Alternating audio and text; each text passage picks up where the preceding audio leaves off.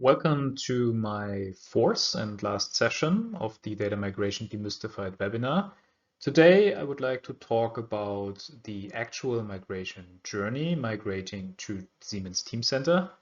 And I will speak a little bit about our experiences with it. I will have a reference project also listed and giving some guidelines, which APIs to use and what you can expect from a Teamcenter migration project.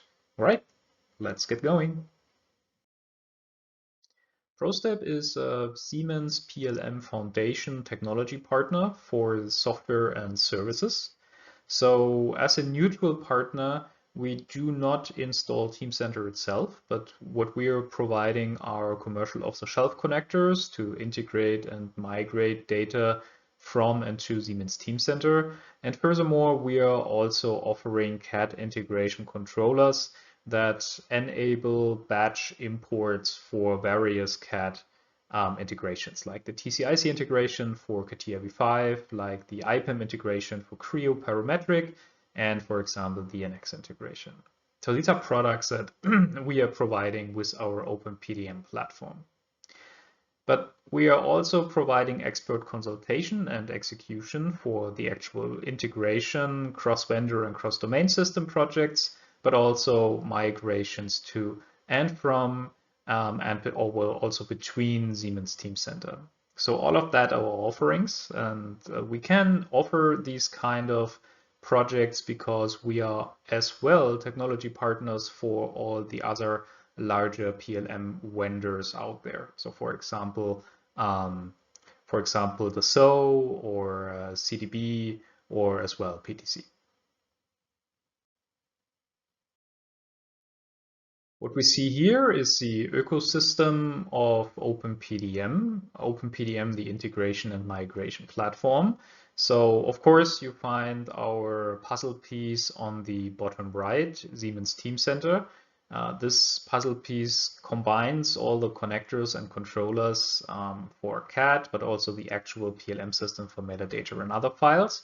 But as you can see, OpenPDM covers quite a lot of different PDM and PLM systems with their connectors, as well as open data formats on the left and interfaces as well. On the right, you can find some ALM systems that are being supported directly from the OpenPDM integration and migration platform. And on the top, you can find IoT sourcing, ERP, and other kind of systems. What we do quite often in migration projects is also creating connectors for systems which do not have any connectivity currently. So usually these are homegrown systems where we either pull the actual data directly from the databases or where we are creating connectivity to those systems in order to migrate and sundown them in the scope of the project. So the OpenPDM platform provides you all of these out of the box. So if you're looking into a quick ramp up in your migration project, OpenPDM is the way to go. So here we see a system architecture for a Teamcenter migration when using OpenPDM Migrate. So on the left, what we can see here is the legacy system that can be exported. Either we can use a direct database export, or we can leverage any available system connector that the platform that the OpenPDM platform provides. In the middle, we have OpenPDM Migrate with staging databases which hold any exported metadata. And we have two of those, a stage source and a stage target, with a transformation of the data in between from the old data model into the new Teamcenter data model. And this data during the transformation, or even before or after the transformation, can be enriched with additional metadata. So for example, either pulling additional metadata from the SAP connector, so from an SAP. This is quite common for TDM migrations into PLM. And furthermore, also updating the data or enriching the data with external CSV or XLS files. This is quite common in migration. When it comes to import, it's all about utilizing the right way, the right APIs to import the data into Teamcenter. So we have three ways. The first one for metadata is using the Teamcenter connector, which is using the SOA API. The second way of importing metadata is via low-level TCXML. This is also usable via OpenPDM migrate and completely automatable. Last but not least, for CAD, you have you need to batch control the corresponding CAD integrations like TCIC for CATIA V5, IPIM for Creo, or, well, of course, NX. We do feature other automations as well for CAD, like Swim or Inventor, but these are more project specific, but we do have implementations for that as well. So important thing is when you also need to migrate CAD, make sure that you are actually remote controlling the CAD integrations to import the data, which is automatically done by OpenPDM migrate. So this is summing up the principal system architecture for Teamcenter migration using OpenPDM migrate. Let's talk a little bit about the different APIs that you can apply and maybe some reference project before.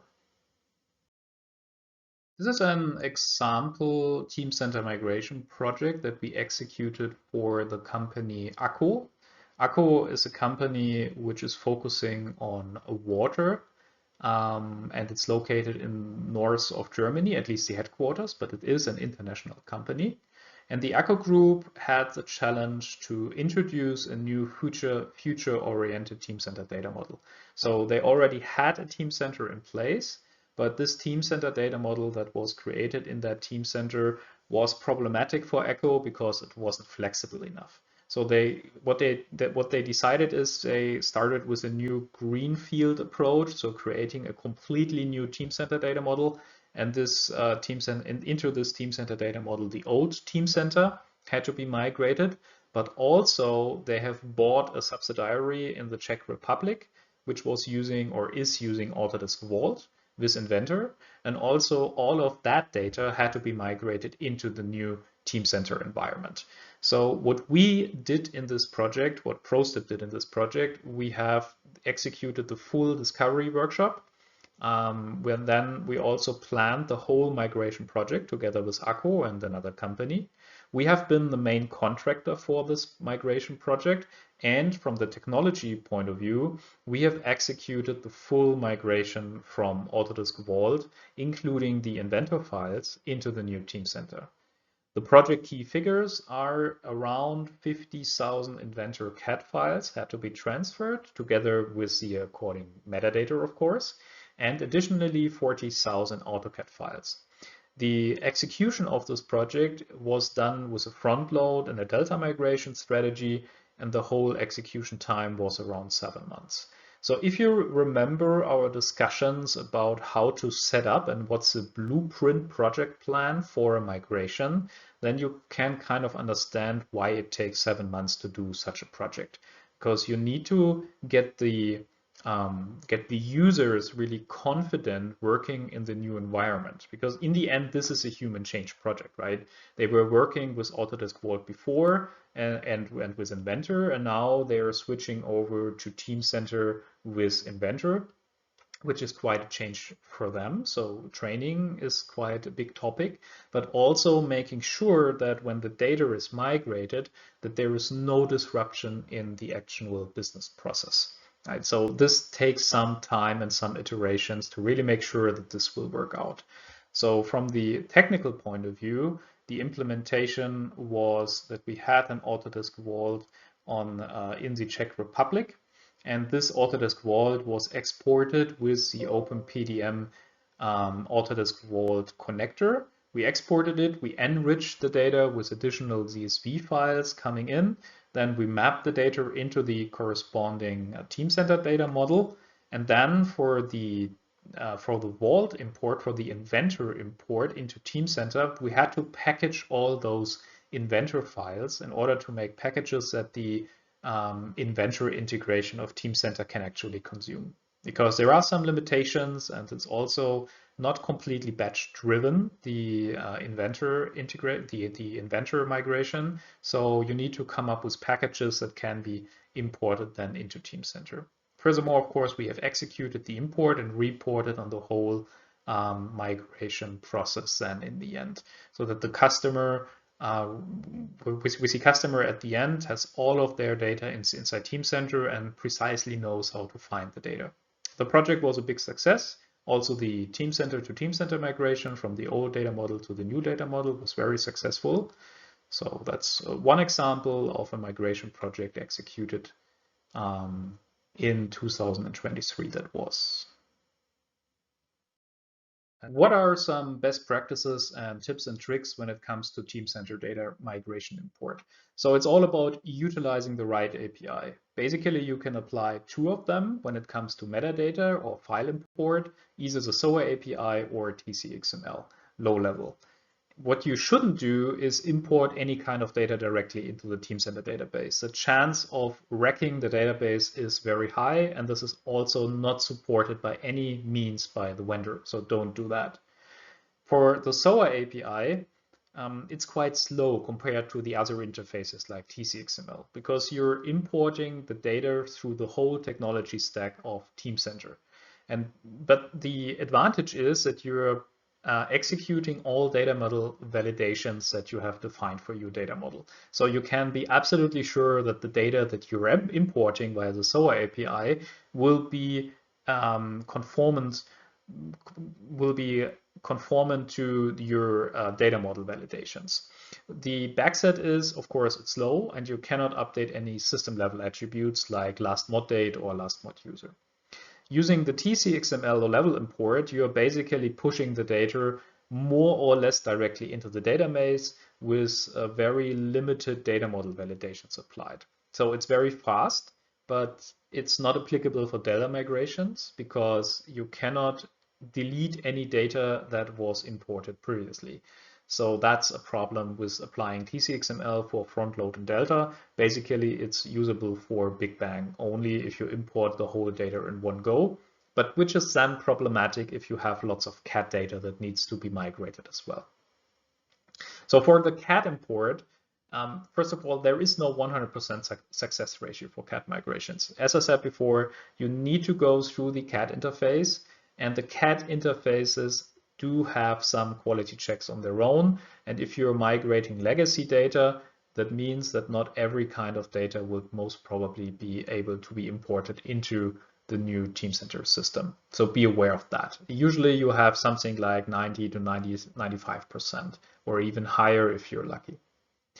Of course, you need to go through the native vendor CAD interface, so like TCIC, IPAM, or the NX interface in order to make sure that the CAD data is imported valid into the new Teamcenter system. For performance increment, you should already at the very beginning of the project make sure that you have enough resources, so infrastructure resources, but also license resources to use parallel CAD sessions in order to scale up the performance. So this might also require that you need multiple machines in order to run the CAD imports in parallel, because most of the time it's not valid to run multiple CAD sessions in parallel with the CAD interfaces. Another thing that you might need to do is there is a mapping between the Teamcenter data model and the CAD data model, and for some use cases you probably need to turn off that mapping. Right? So if the mapping is defined for a usual engineering process, then it might not be reasonable to enable it for the migration process where you simply want to bring in the data, even if it's not completely valid. And last but not least, do not generate any viewables during the migration import. Turn that off. You can still use the dispatcher later on in order to generate the viewables based on the already migrated data. In the last 4 sessions of Data Migration Demystified, I provided quite an extensive amount of information and best practices regarding migration projects. It was a very compressed webinar. It's only 15 minutes per session, so there is not much space for anything else. But still, if you would like to get in touch with us and get more information, maybe more detailed information, or if you're looking for help in your project, just get in touch with us. PROSTEP is there for you. Thank you for watching, and if you have any questions, feel free asking. Thank you. Have a great day.